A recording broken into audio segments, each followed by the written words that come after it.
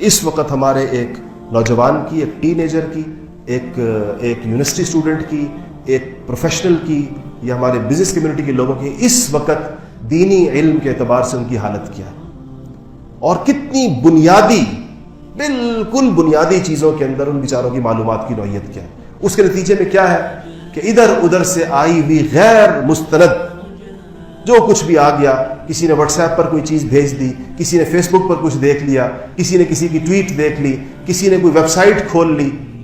تو اس نے جو کچھ دیکھ لیا یہ اس کے علم کا ذریعہ ہے، اور وہ اس کو اللہ اور رسول کی بات سمجھتا ہے۔ میں نے اس دن ایک جج صاحب تشریف لائے ملنے کے لیے، تو میں نے ان سے کہا کہ دیکھیں ہماری نوجوان نسل کی بدقسمتی کہ اگر ایک بچہ دین کی معلومات حاصل کرنا چاہے تو اس کے پاس جو سب سے بڑا ذریعہ ہے اس دور میں وہ انٹرنیٹ ہے۔ وہ گوگل سے پوچھتا ہے، کسی عالم سے تو اس کا تعلق ہی نہیں ہے کہ جا کے کسی عالم سے پوچھے۔ ویسے بھی بچے تھوڑے، نوجوان نسل مولویوں سے ذرا ویسی وحشت زدہ بھی ہوتی ہے، تو کہتے ہیں کہ گوگل سے پوچھتے ہیں۔ تو بچے کو اسلام کے بارے میں معلومات اگر حاصل کرنی ہے، اس کو شوق ہوا، جذبہ ہوا ہے، تو وہ گوگل میں اگر اس کے سرچ انجن میں لفظ اسلام ڈالے گا تو جو اس کے پاس پہلی ویب سائٹ جو سب سے اوپر کھلتی ہے islam.com کے نام سے، وہ قادیانیوں کی ہے، اور وہ 35 زبانوں کے اندر ہے،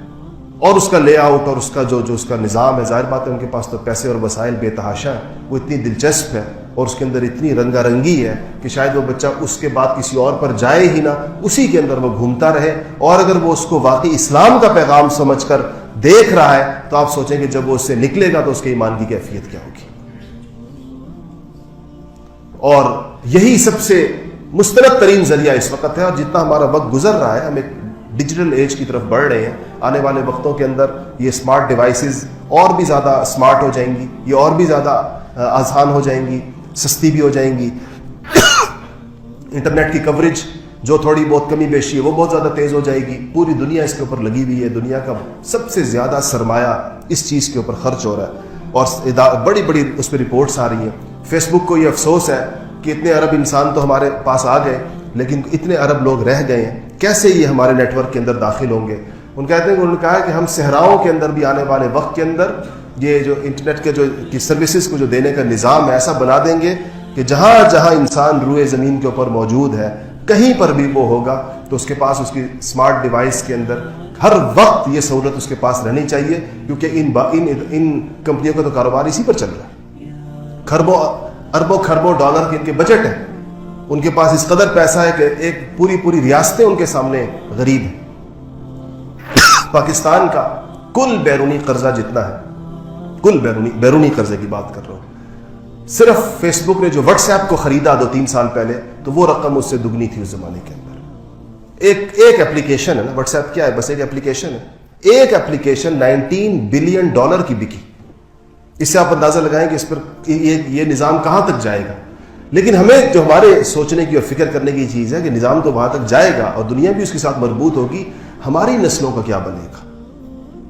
مسلمانوں کے بچوں کا کیا بنے گا؟ اگلی نسلیں جو اس دور میں آنکھیں کھولیں گی، جن کے پاس یہی ذرائع صرف ہوں گے، نہ وہ کسی عالم کو جانتے ہوں گے، نہ وہ کسی دینی چیز سے مربوط ہوں گے، نہ والدین ان کی تربیت کے اندر اس چیز کو ضروری سمجھتے ہوں گے، وہ نسلیں اس دور میں تو جن لوگوں کے جن کی یہ ایجادات ہیں، جنہوں نے ٹیکنالوجی کو یہاں تک پہنچایا ہے، جو اس کے اندر تحقیق کر رہے ہیں، جو اس میں آگے بڑھ رہے ہیں، اس کی باغ ڈور تو ان کے ہاتھوں میں رہے گی۔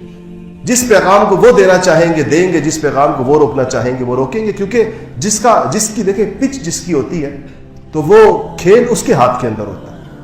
اس لیے ہمارے یہاں کہتے ہیں نا ہوم گراؤنڈ کی پچ ہے، کہ گھر اپنے ملک کی پچ ہے تو ہمارے لوگوں کے پاس اختیار ہے اس کو کیسی بنائیں۔ اگر بالر زیادہ ہے تو پچ کو فاسٹ کر دیں، اور اگر بیٹسمین زیادہ ہے تو پچ کو سلو کر دیں۔ تو اب گیم اپنی مرضی، پچ کے اوپر گیم ہوتی ہے، اپنی ٹیم کو دیکھ کر ویسی پچ بناتے ہیں تاکہ ہماری ٹیم جیت سکے۔ لیکن اگر آپ پرائی کسی جگہ پر جا رہے ہیں تو آپ کو ایک اور پچ پہ کھیلنا پڑتا ہے۔ وہ ہو سکتا ہے کہ وہ ہو سکتا نہیں بلکہ یقینی بات ہے کہ وہ آپ کی موافق نہیں ہوگی۔ تو یہ جو دنیا میں ٹیکنالوجی کی پچ ہے، یہ تو ہم تو سوئے رہے 150-200 سالوں تو ہم نے نہیں بنائی، یہ جنہوں نے بنائی ہے اس پر کھیل ان کی مرضی کا ہوگا۔ اس کے اندر ونر انہی کی ٹیمیں رہیں گی جو لوگ اس کے موجد ہیں، جو اس کے بانی ہیں، جو اس کے اوپر جنہوں نے اس پر محنت کی ہے۔ اور اس میں جو آپ کے اور میرے لیے سوال رہے گا وہ یہی رہے گا کہ ہماری نسلوں کا کیا ہوگا، ہم میں سے کوئی شخص بھی اس بات کا تصور کرے تو اس کا کلیجہ منہ کو آئے گا کہ میرے گھر سے اور میری اولادوں سے اسلام رخصت ہو جائے. کوئی بندہ بھی یہ سوچے کہ میرا پوتا مسلمان نہ ہو، میرا پڑ پوتا مسلمان نہ ہو. میں بھی ایک اخبار اچانک ایک ویب سائٹ میں نے کھولی تو ایک بہت مشہور کوئی اس سے مجھے اندازہ ہوا خبر سے کہ کوئی بہت مشہور سنگر ہے اور مسلمان ہے، مسلمانوں والا اس کا نام ہے، انگلینڈ میں پیدا ہوا ہے، کسی بڑے میوزیکل بینڈ کو وہ چلاتا ہے. اس کا بیان ایک ویب سائٹ پر لگا ہوا تھا کہ میں آئی ایم ناٹ نو مور اے مسلم، میں اب مزید مسلمان نہیں. اور اسے صحافیوں کو بتایا کہ میں اسلام کے ساتھ میرا تعلق کی ایسی، میں اب یہ اس مسلمان ہونے کا دعویٰ نہیں کرتا، میں نہیں کہتا کہ میں مسلمان. اب ایک مسلمان ہے کہ تو یہ ہم دیکھ رہے ہیں دائیں بائیں، ایک مسلمان کے گھر میں پیدا ہونے والا